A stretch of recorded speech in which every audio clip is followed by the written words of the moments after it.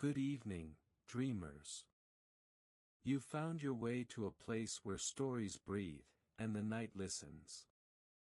Each tale here is a doorway, some open to the sea, some to hidden gardens, and some to worlds you've never imagined.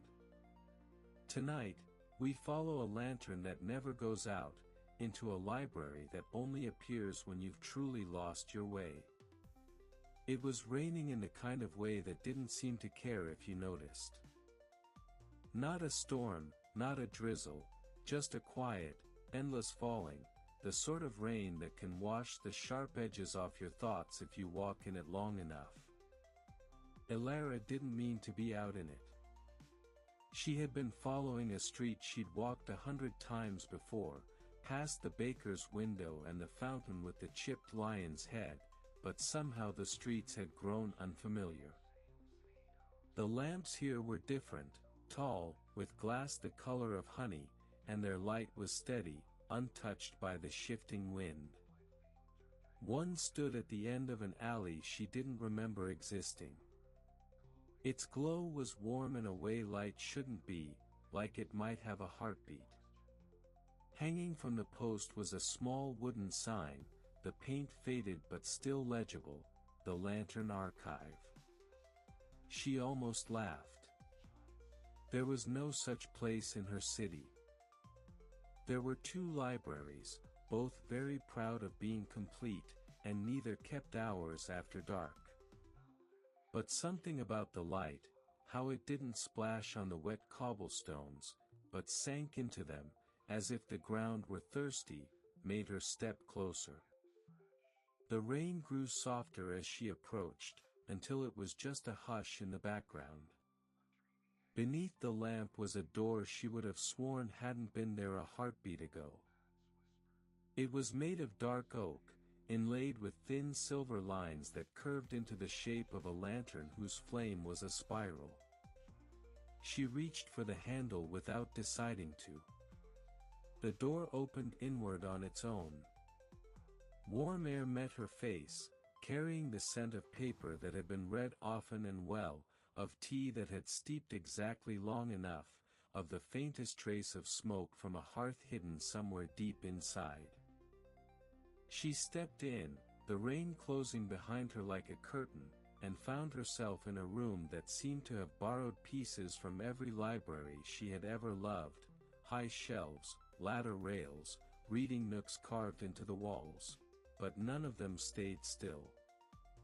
A shelf to her left slid away into the dark. A reading chair rolled quietly toward a corner she hadn't noticed before. Books rearranged themselves in clusters, as if holding whispered conversations. And everywhere, hanging from the ceiling beams or sitting atop the tables, were lanterns.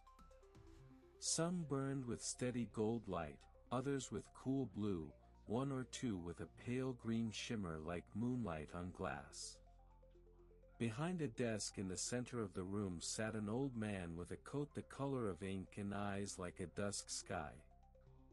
He looked up from the book he was binding and smiled as if she'd taken far too long to arrive. "You've brought it, then," he said. Elara blinked. "Brought what?" He gestured to her coat pocket. She reached in without thinking, and her fingers closed around something she didn't remember putting there. A small brass key, warm to the touch, shaped like a lantern. Its flame-shaped bow fit perfectly between her fingers. The old man's smile deepened, and the lanterns above seemed to lean closer. "Every light in here remembers someone. That key belongs to a lantern that remembers you." A book on the nearest table fluttered open, its pages blank but faintly glowing. Somewhere in the rafters, a green lantern swung gently, as if stirred by a breath too soft to hear. "Come," the old man said, rising. "Your story is waiting where it always was, in the section that only appears when you're ready to see it." And without waiting for her reply, He walked between two shelves that weren't there a moment ago, their lantern light fading into a path of warm, steady gold. The shelves closed behind them, not with a slam, but with the quiet finality of a page turning. Elara glanced back and saw only a wall of spines, each book title written in a hand she didn't recognize, though they felt strangely familiar. The old man's pace was slow but deliberate, like someone who had walked this route 1,000 times and knew exactly how far each step should fall. Above them, lanterns hung at uneven heights, their colors shifting as they passed beneath, soft gold, twilight purple, silver like frozen starlight. The air smelled faintly of cedar and rain that had never touched the ground. "You said the lantern remembers me," Elara ventured. "What does that mean?" The man glanced at her, his eyes crinkling. "Every moment in your life casts a light, child. Most fade. A few endure. Those that endure are kept here, so they can guide you when the streets no longer do." She frowned. "So, this is some sort of magical lost and found for memories?" "Not lost and found," he said, smiling faintly. "More like an archive for promises you didn't know you made to yourself." They turned down an aisle narrower than the rest. The shelves here were shorter, more crowded, the books bound in odd materials, velvet, copper, even what looked like pressed leaves. Between them hung lanterns no bigger than teacups, their glow gentle enough to make the shadows look like old friends. At the end of the aisle stood an alcove framed by arching shelves. In the center, on a simple wooden stand, rested a single lantern. Its glass was frosted, but from within came a slow, pulsing light, almost like breathing. Elara felt her steps slow. The key in her pocket warmed until she could feel its outline even through the fabric. She reached for it, and the old man nodded. As soon as the key touched the lantern's base, the frost on the glass melted away, revealing a swirl of light and shadow inside. At first it seemed abstract, like clouds caught in a jar. But then she saw a street corner she knew, the one near her grandmother's house, where the lilac tree leaned over the fence. She saw herself at 8 years old, holding a paper boat, the rain running down her face as she set it afloat in the gutter. The light shifted. Now she was older, sitting on the fountain's edge, tracing patterns in the water while waiting for someone who never arrived. She felt the weight of that day again, but lighter now, like the memory had been aired out. The lantern dimmed, and she realized she was smiling without meaning to. "This one," the old man said softly, "is yours. Every keeper of a lantern is also a keeper of the moments inside it. You can visit them, tend to them, even change how they're remembered. But you cannot take the lantern away, it belongs to this place as much as you do." Elara turned toward him. "Why now? Why me?" His gaze held hers for a long moment. "Because your light has wandered too far from itself.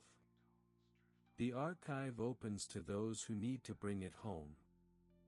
Before she could ask more, a faint ringing drifted through the shelves, not a bell exactly, but the sound of glass being tapped with a fingertip. The old man's expression shifted. "That's unusual," he murmured. "It seems your lantern isn't the only one awake tonight." From deeper in the archive, another glow flared, brighter, unsteady, almost urgent. The sound came again, sharper this time, echoing off the high beams. "Come," he said, his voice low but quick. Something is calling, and it would be unwise to let it call unanswered. He took a lantern from a hook and handed it to her. Its handle was warm, and its light settled instantly into the same rhythm as her heartbeat. She followed as he wound through unfamiliar aisles that seemed to shift and bend, each turn revealing shelves she could have sworn weren't there before. Somewhere ahead, the urgent light flickered again, and in it, for just a moment, she thought she saw the shape of another key. The further they walked, the more the archive changed. The tidy aisles gave way to winding paths bordered by mismatched shelves, some leaning together like conspirators, others so tall their tops were lost in shadow. The lanterns here burned brighter, but their light was restless, shivering as if impatient. Elara's own lantern swayed gently in her hand, its glow steady but curious, like it was listening. The ringing came again, closer now, a crystalline sound that seemed to skip from one shelf to another. They turned a corner and found themselves in a narrow hall lined with glass cases. Inside each was a single object, a dried sprig of lavender, a seashell painted with tiny constellations, a folded letter tied with silver thread. Each case had its own lantern above it, the light tuned perfectly to the object it guarded. Halfway down the hall, one case stood open. Its lantern flickered wildly, casting quicksilver shadows on the floor. Inside was nothing but a shallow indentation in the velvet, the shape of a small book. The old man's brow furrowed. "A keeper's book," he murmured. "It's gone wandering." "A book can wander?" Elara asked. "In this place," he said, "anything with enough stories inside it has legs. Some walk to where they're needed. Others are carried." The ringing sounded again, this time from beyond a tall arched doorway at the hall's end. The glow spilling through it was sharp and silvery, nothing like the warm gold she'd followed before. They stepped through into a round chamber whose walls were lined entirely with lanterns, stacked from floor to ceiling in neat honeycomb rows. The air here felt charged, as though every light was holding its breath. In the center of the room, on a pedestal, lay the missing book. Its cover was bound in dark blue leather, stamped with the image of a lantern wrapped in a ribbon of stars. As Elara approached, it trembled, actually trembled, as if caught between staying and fleeing. Her lantern's light flared, answering some silent signal. The book stilled. The old man's voice was soft, almost reverent. "It's chosen you." She shook her head. "I didn't choose anything. I don't even know what this is." He stepped closer, his own lantern dimming as hers grew brighter. "A keeper's book is a rare thing. It holds stories that haven't happened yet, waiting for the right hands to write them. And sometimes," he paused, eyes narrowing at the flickering lights on the walls. "Sometimes it holds stories that have been lost, pieces that should never have been misplaced." Elara glanced at the hundreds of lanterns surrounding them. For a heartbeat, she thought she saw shadows moving inside some of them, not the shifting of light, but shapes. Figures. Faces. The book lifted itself from the pedestal and floated toward her. She reached out, and as soon as her fingers touched the cover, the room's lanterns flared all at once, flooding the chamber with silver-white light. The sudden brightness pressed behind her eyes, and images began to form, a bridge of lanterns stretching over dark water, a city whose streets rearranged themselves each night, a figure in a hood, carrying a key that shone like a star. The visions came faster, spilling over one another until she couldn't tell where one ended and the next began. Then, just as suddenly, it stopped.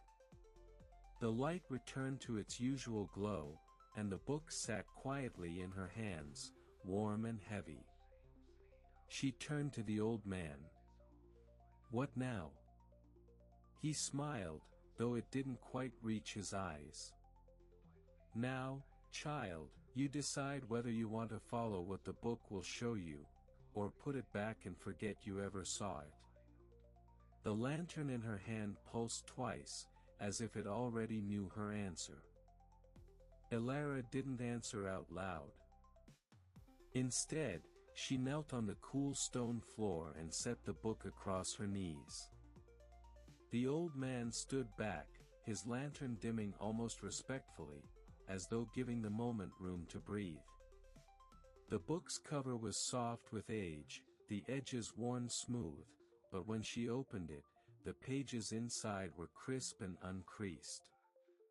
At first they were blank, but a faint glow began to seep up from the fibers, lines of light forming words she had never written but somehow recognized. "There is a road you will walk only once. It begins where the lanterns end, and it leads to what you lost before you knew its name." She looked up, startled. "This is about me?" The old man's smile was patient. "Every keeper's book begins with the reader. But be warned, it may also end with you." The next page turned without her touching it. An illustration bloomed into view, not painted, but woven from threads of light. It showed a river winding through a city, bridges strung with hundreds of lanterns swaying in a wind she could almost feel. In the middle of the river floated a small boat with no oars, a single figure standing at its bow. The figure was her.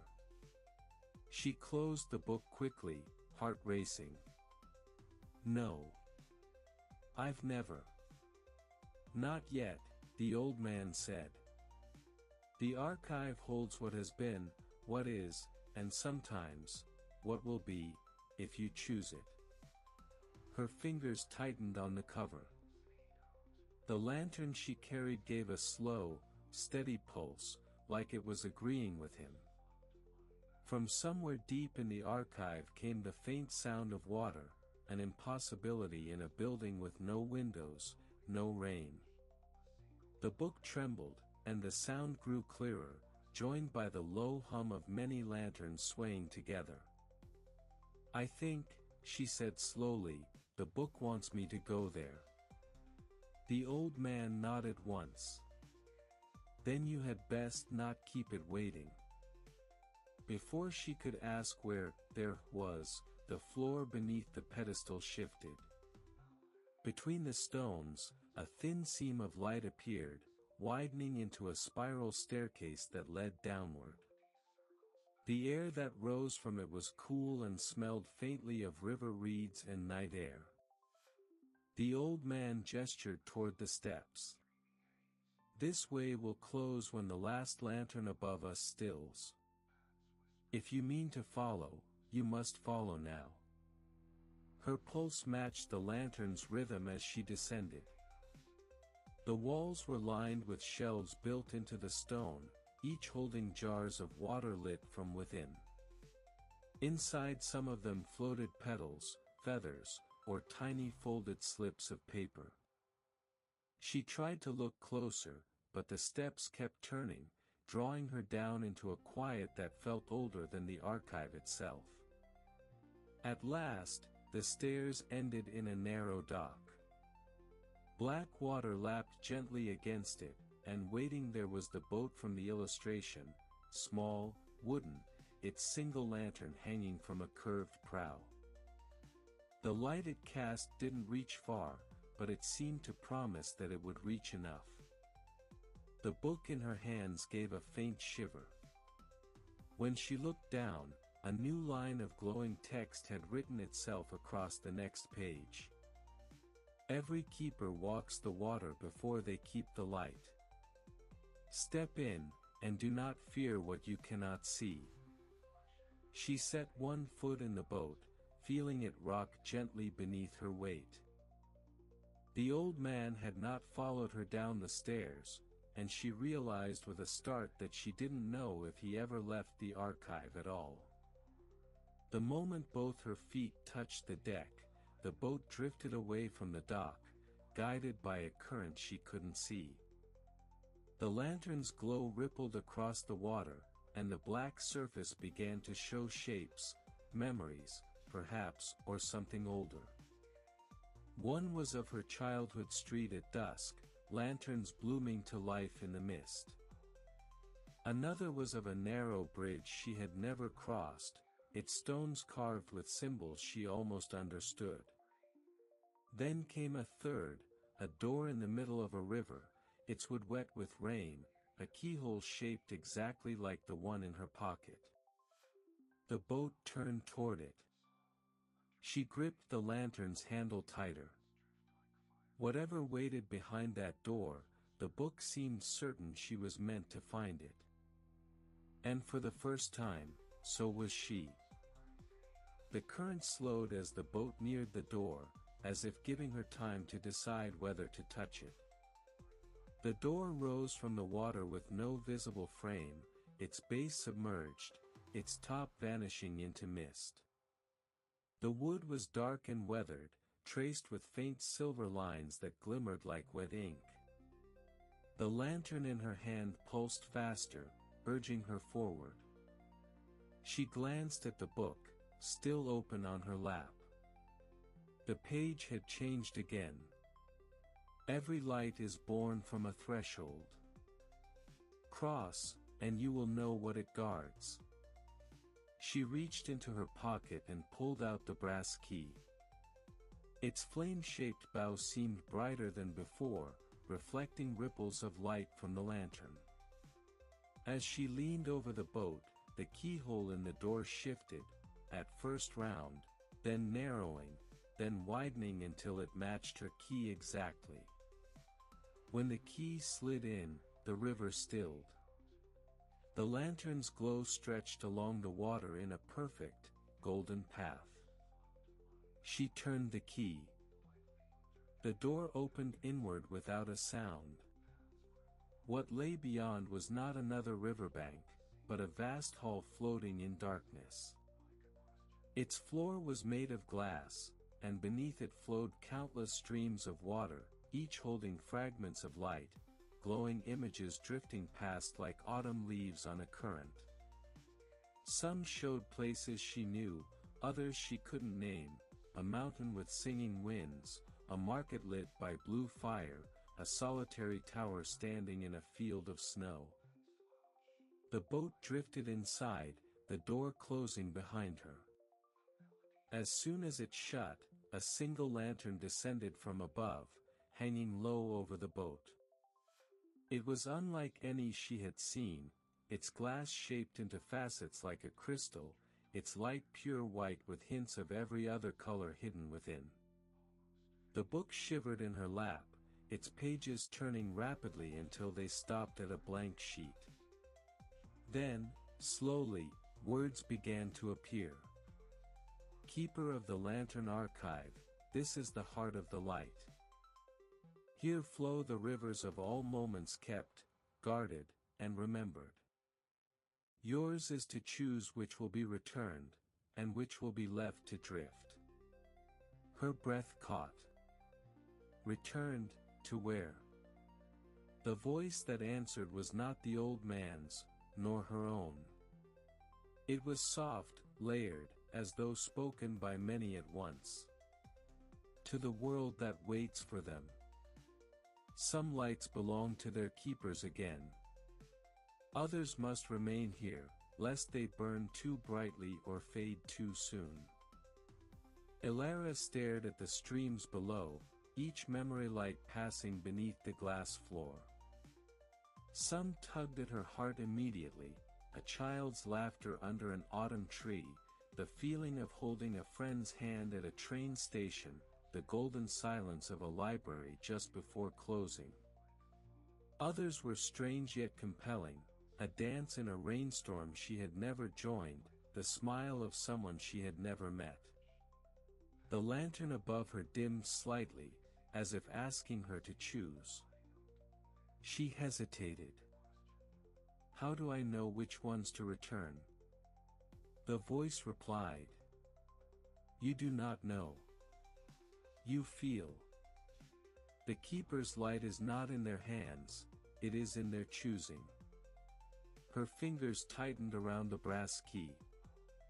The book's page glowed faintly, waiting for her decision.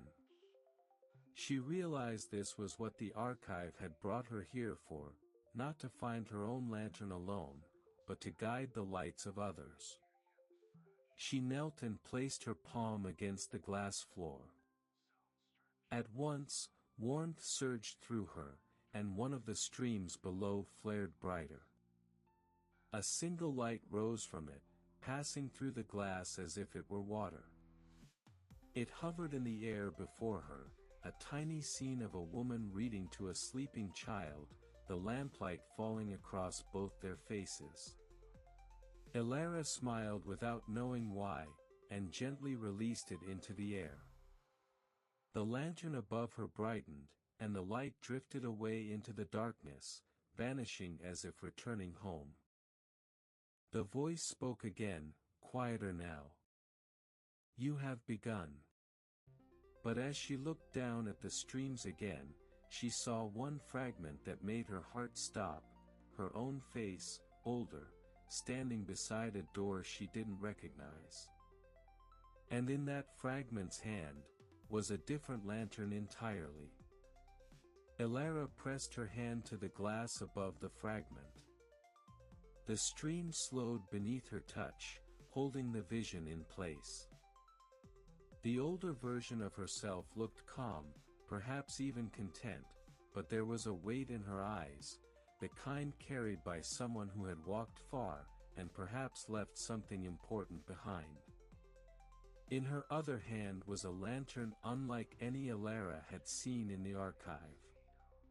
It was shaped like a teardrop, its glass deep blue, its light flickering as though it held a piece of night itself. She glanced at the book, half expecting an explanation to write itself across the page. But the paper stayed blank, the glow fading into stillness. The voice came again, softer now, almost like a secret. Not all lights you see are ready to be kept. Some belong to futures you may never walk, unless you choose them. Her chest tightened. And if I do? Then your path will turn toward it, and away from all others. The thought was dizzying. She didn't know what the lantern meant, or why the image of herself holding it felt both comforting and dangerous. Yet the pull toward it was undeniable, like the quiet certainty of a memory she hadn't made yet. The brass key in her pocket grew warm, as if aware of her indecision. She looked once more at the fragment, then let her hand fall away from the glass. The stream carried the vision onward, folding it back into the endless current. The lantern above her brightened again, its many colors glimmering in approval. Every keeper must learn to let some lights pass, the voice said. To choose everything is to choose nothing at all. Elara took a steadying breath. Then I'll choose what I can, and trust the rest to find their way. She reached down once more, feeling for the lights that stirred her heart most, a boy finding the first note of a song, a field lit by fireflies, a stranger's kindness at the edge of a crowded station. Each one rose, shimmering in the lantern's glow, and drifted away into the dark. When she could no longer feel the pull of the streams, the lantern above her dimmed, and the boat began to move again. The glass floor gave way to wooden planks, the black water returning beneath. Ahead, another door stood waiting, its keyhole already glowing. She slipped the brass key inside, turned it, and stepped through. The familiar warmth of the archive greeted her. The old man was waiting at the top of the dock, his ink-colored coat blending into the lantern-lit shadows. He took one look at her face and nodded, as though her choices were already written in the lines around her eyes. "You've returned lights to the world," he said. "Somewhere, someone is waking lighter than they slept. That is your doing." She looked down at the book, still in her hands. The page was no longer blank, it held a single sentence, glowing softly. "The keeper's light shines where they leave it." Elara smiled, slipping the book into the crook of her arm. "Then I suppose I'll have to keep walking." The old man's eyes warmed. "The archive will be here when you need it. But it will not always be in the same place. Lanterns find their keepers when the road grows dark enough to see them." As she stepped back toward the door through which she'd first entered, she felt the weight of the lantern in her hand, its glow matching the rhythm of her heart. She didn't know where her path would lead next, but she knew this: somewhere out there, beyond streets she hadn't yet walked, another lantern was waiting, perhaps the blue one from the stream, perhaps another entirely. And when she found it, she would be ready. The door opened to the rain-washed street, the steady hush of water on stone. Behind her, the light of the archive flickered once, then faded into the night. Elara walked on, her lantern bright enough to show the way, and just dim enough to let the stars keep their secrets.